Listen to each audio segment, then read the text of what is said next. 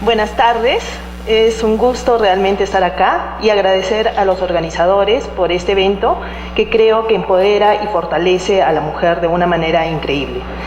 También para mí es un gusto estar acá por la invitación de todos ustedes, ¿no? De todo el equipo, y sobre todo porque les quiero transmitir mi experiencia, que está cargada principalmente de pasión.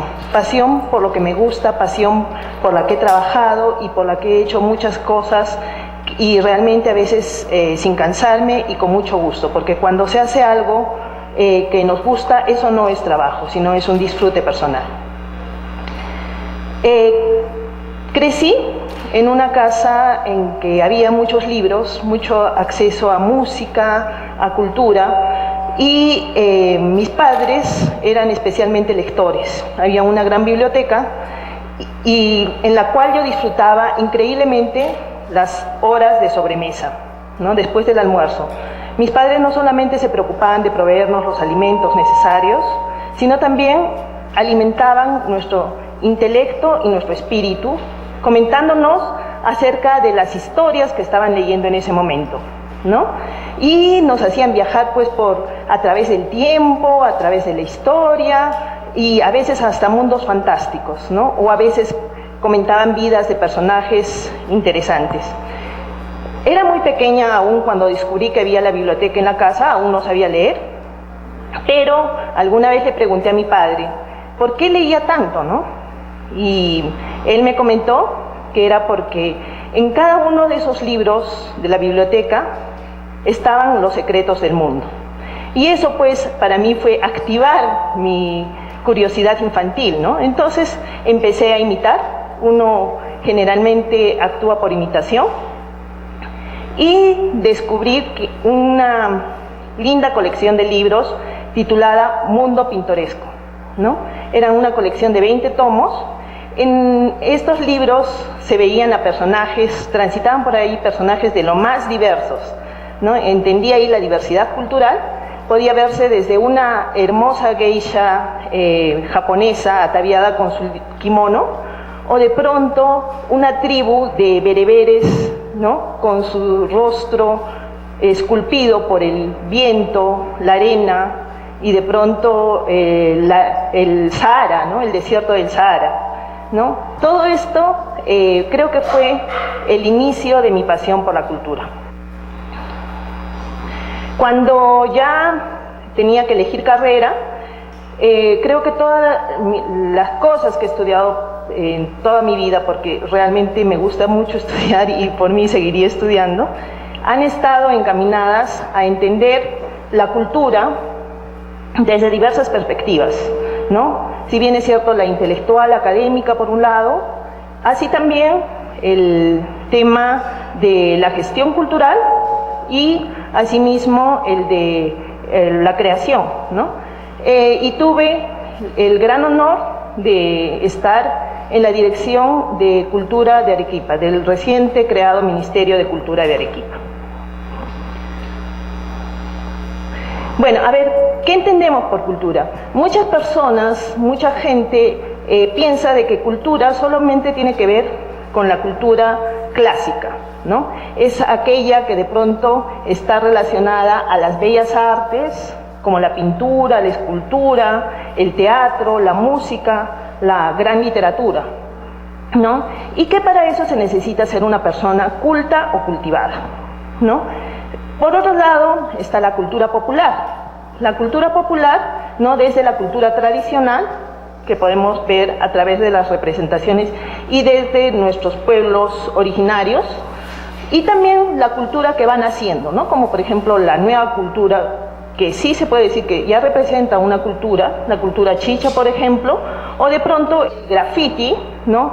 Que por ejemplo en Europa principalmente ya está catalogado, ¿no? Ya no como una contracultura, sino como una cultura emergente, y es Bansky, por ejemplo, un gran representante de ello. Y asimismo, nosotros sabemos y conocemos que muchas veces, por ejemplo, la cultura popular ha sido desdeñada. Si mal no recordemos, a partir de la época del 50, recién los intelectuales, los artistas, empiezan a ver al Perú profundo, empiezan con la cultura y viendo la cuestión indigenista, ¿no? Y es así que surge el indigenismo, por ejemplo, en las artes plásticas, ¿no? Con Humareda, también con Binatea Reynoso, por un lado, y también en el tema de la literatura, ¿no? Con José María Arguedas, Ciro Alegría. Bueno, cuando entro a la Dirección de Cultura, pienso y hago una evaluación. ¿Qué es lo que quiero hacer? ¿Qué tipo de gestión quería propugnar? O bien una cuestión burocrática y simplemente que sea una institución que sirva de mesa de partes, o realmente quería tener impacto en la sociedad y que sea una institución que cumpla realmente su función de servicio social, porque las instituciones, tanto privadas como públicas, están al servicio de la sociedad, ¿no? Y para esto realicé un diagnóstico, ¿no? Un diagnóstico de cómo se llevaban a cabo la gestión cultural en Arequipa, ¿no? Y en todo caso descubrí cosas que realmente pensaba que debían de cambiar. Es así, ¿no? Que, por ejemplo, empecé a descubrir, y bueno, es creo de dominio de todos, que las actividades culturales se realizan generalmente en espacios cerrados, como por ejemplo teatros, llámense también galerías de arte, llámense iglesias, ¿no? O centros culturales. Para esto ya ahí tenemos una barrera, si se puede decir, hasta cierto punto de vista física y espacial, ¿no? Está cerrado dentro de. Por otro lado, haciendo este análisis también descubrí de que si bien había estas barreras, también había una barrera que era la social. ¿A qué me refiero con esto? A estos eventos generalmente asistían un pequeño público, ¿no? Muy selecto, ya sea por una cuestión cuestión social o también intelectual, ¿no? Que no llega, pues, yo creo, ni al 1% de la población arequipeña. Entonces, estas dos barreras había que demolerlas. Es así que se plantea una transposición de escenarios. Si bien es cierto, mucha gente quiere la cultura, he comprobado que sí le gusta la cultura y el arte porque es, creo, innato al ser humano, ¿no? Es algo con lo cual nacemos, con lo cual se nos va quitando a través del tiempo, a través de las obligaciones, a través de todo. Pero había ciertas cosas y ciertos problemas por los cuales las personas no podían acceder a la cultura, sea porque desconocimiento, sea también porque estaba encerrada, también porque no tenían acceso, también por exclusión social y también por racismo, ¿no? Aunque nos duela aceptarlo, también se produce por eso. Y entonces se nos ocurre hacer y decir y sacar el arte y la cultura, llevarlo a los espacios públicos, con el lema: el arte y la cultura pueden estar en cualquier parte, ¿no? Y así se nos ocurre hacer una transposición de escenarios, ¿no? ¿En qué consiste? Si bien es cierto, había que dislocar esto, había que hacer un rompimiento con lo que había surgido. ¿Por qué? En el sentido de que si algo está trabado, ¿no? Era como aplicar una acupuntura urbana, ¿no? Aplicar para que las energías sociales vuelvan a fluir de una manera adecuada. Y se hace esta idea, ¿no? De la transposición de escenarios. ¿En qué consiste la transposición de escenarios?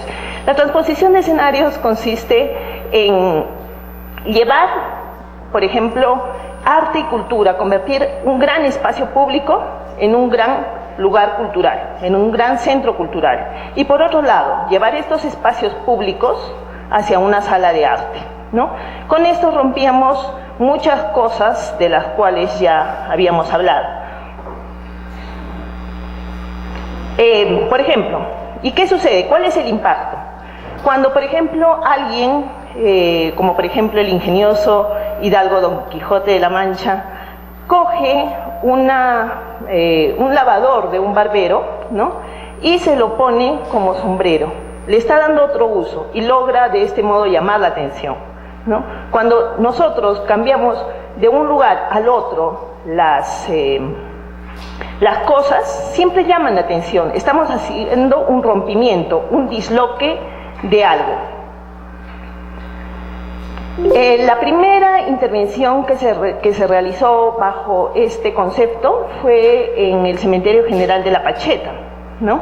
Hubo 3 intervenciones durante 3 años consecutivos y se buscó, uno, el espacio público donde haya mucha afluencia de gente, ¿no? Y también una fecha especial, no cualquier fecha, sino una fecha en que tuviese muchos visitantes. Y esta es la fecha del 1 de noviembre, ¿no? Entonces, en la Alameda Central se pusieron en el primer año estos paneles no informativos en los cuales tenían, por ejemplo, una vez hicimos una investigación de todos los personajes ilustres que habían en Arequipa, ¿no? Y estaban ahí en un lado su biografía y al otro lado la obra que habían realizado. Tenemos en el Cementerio General a artistas, a poetas, a presidentes de la República. Era necesario reforzar la identidad arequipeña a través de ellos. El impacto fue bastante interesante, ¿no? Y lo que más me impactó de esta primera experiencia fue la orquesta sinfónica se presentó y había mucha gente que de pronto nunca en su vida había escuchado una orquesta en pleno, ¿no? Y yo estaba que transitaba y me movía por todo lado para ver cuáles eran las reacciones del público, ¿no? Y vi a una señora de limpieza con su escobita, y de pronto empieza la novena sinfonía de Beethoven, ¿no? ¿Y qué hace esta señora? Se queda completamente impactada y empieza a llorar. Eso nos demuestra que para disfrutar la cultura y el arte, o sea, no necesita ser un gran erudito, simplemente necesita tener la sensibilidad humana.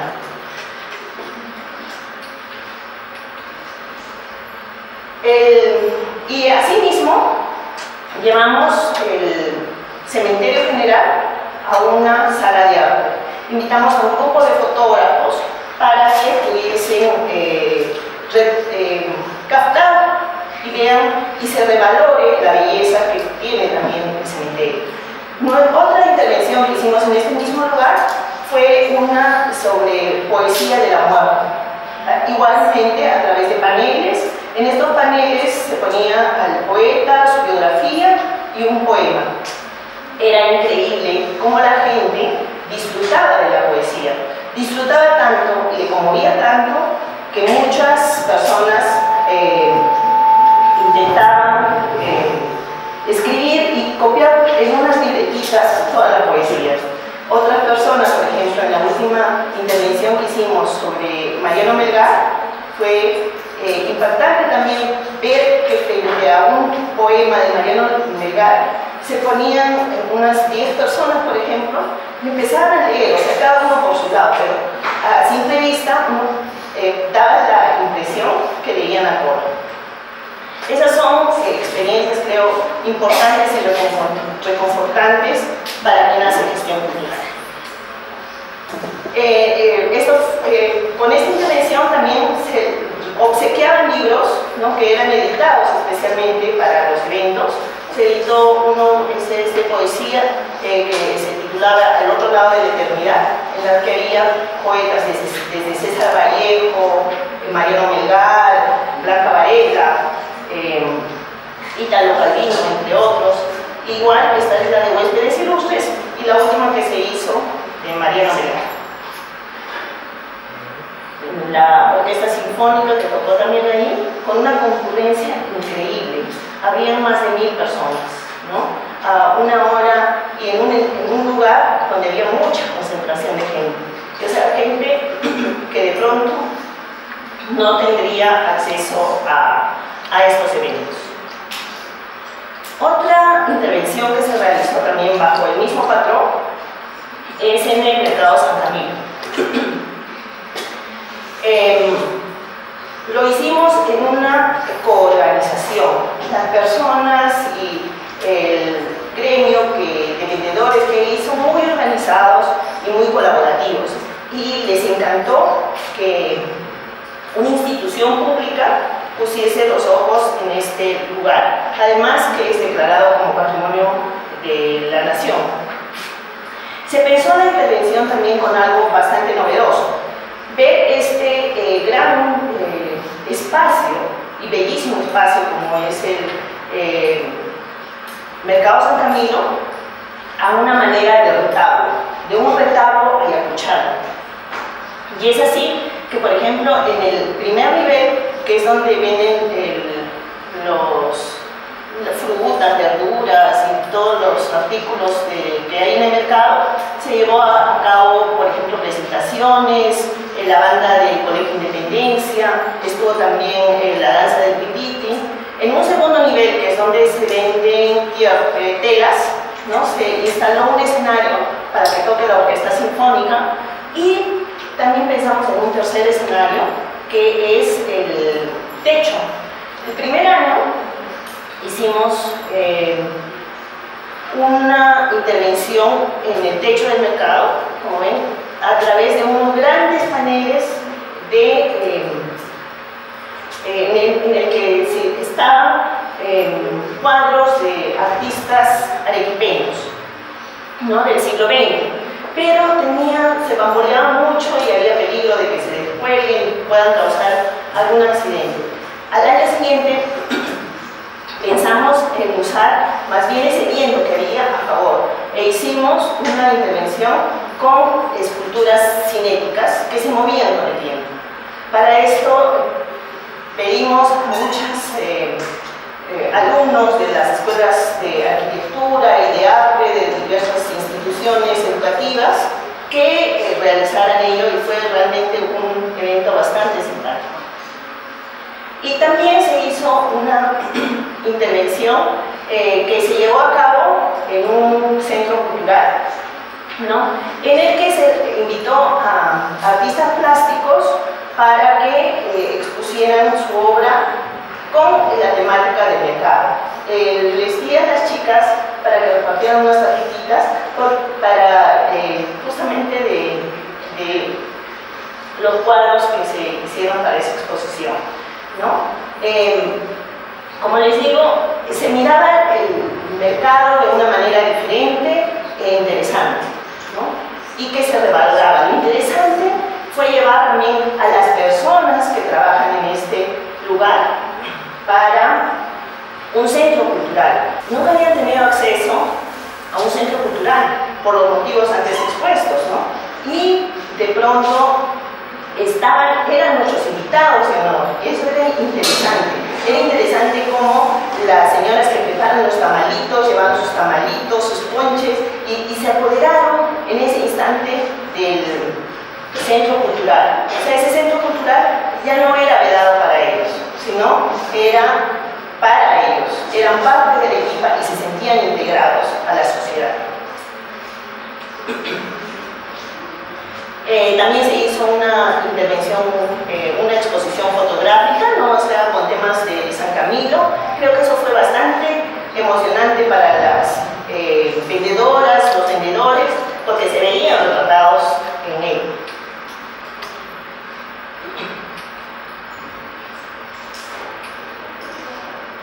Luego hicimos un evento para descentralizar, ¿no? Porque si bien es cierto, nos quejamos a veces del centralismo de Lima, pero en Arequipa somos igual de centralistas, ¿no? O sea, solo vemos a Arequipa como ciudad y no vemos como región. Y este evento se realizó a cabo en la ciudad de Mollendo.